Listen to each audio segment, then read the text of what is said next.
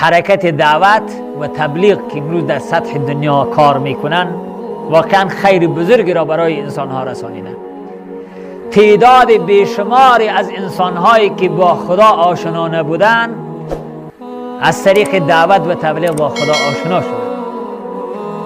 تعداد زیادی از افراد مسلمان و مؤمن که در شهوات فرو رفته بودند، در جهالت ها فرو رفته بودند، با وسیله دعوت اسلامی و با وسیله این حرکت ایمانی که از سرزمین هندوستان توسط یک مرد فقیر، یک مردی که به ظاهر انسانی بسیار عاجز فقیر بود آغاز شد. اما قوت در این مرد نبود، قوت در این حرکت بود، قوت در ایمانی بود که این انسان را وادار کرده بود به این عمل. خداوند جل جلاله از این مرد فقیر و از این مرد ضعیف که زیاد وقت بیمار هم بود، مریض هم بود، خداوند کاری بزرگی را گرفت که بسیار انسانهای قوی آمدن تسلیم این حرکت شدند.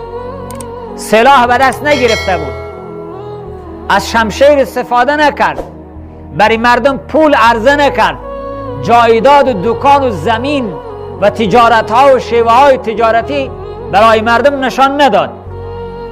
با زبانی دلسوزانه، با قلب پر از سوز صدا بلند کرد، با الفاظ بسیار ساده، با فلسفه بسیار کلان نه، با بیان کردن فرموله های ریاضیکی، علم هیئت و ساینس مردم را به سوی این حرکت فرا نخواند، ولی با همین سخنی بسیار ساده خیلی از ساینسدان ها، خیلی از مردمایی که متخصص در علم پزشکی بودند، در ساینس و تکنولوژی عصر بودند، اونا آمدن هم تسلیم این حرکت شدند و آمدن خدای خود را شناختند و آداب اسلامی را شناختند و ارزش‌های دینی را شناختند.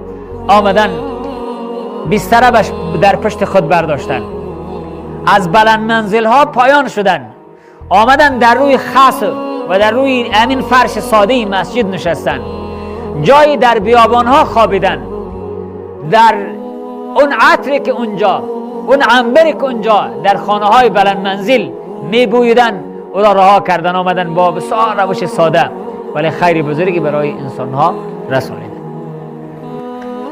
همین احساس واقعا در دل بسیاری از انسان های روی زمین پیاده شد. اگر یک انسان میگه شکل و صورت و قیافه ساده از اصحاب رسول صلی الله علیه وسلم، شیوه زندگی ساده از اصحاب رسول صلی الله علیه وسلم را میخواهد بشناسد، بیاید با همین جماعت تبلیغ آشنا شود. بدون شک کار بزرگی در میان امت صورت گرفت. ما خبر نیستیم در دنیا چه کار شده. افغانستانی ما واقعا مشکلات خود داره، هر چیزی که در اینجا بیایه به یک مشکل مواجه میشه، ولی در جهان دیگر، در دنیای دیگری حرکت بسیار کار کلانی را کرده. شما اگر یک جوان امیالی بفته در صفحات اجتماعی تلاش بکنه ببیند فعالیت های این حرکت را، کسایی که با زبان عربی آشنایی دارن، صفحات دعوت را، دعوت و تبلیغ را اگر در این صفحات عربی ما دنبال بکنیم میبینیم چه کار کلان اینا کردن. بنی اساس در سرزمین ما و شما الحمدلله خیر رسیده. حالا کار ما هست که از خیر چگونه استفاده بکنیم، در کنار آورندگان این خیر چگونه قرار بگیریم.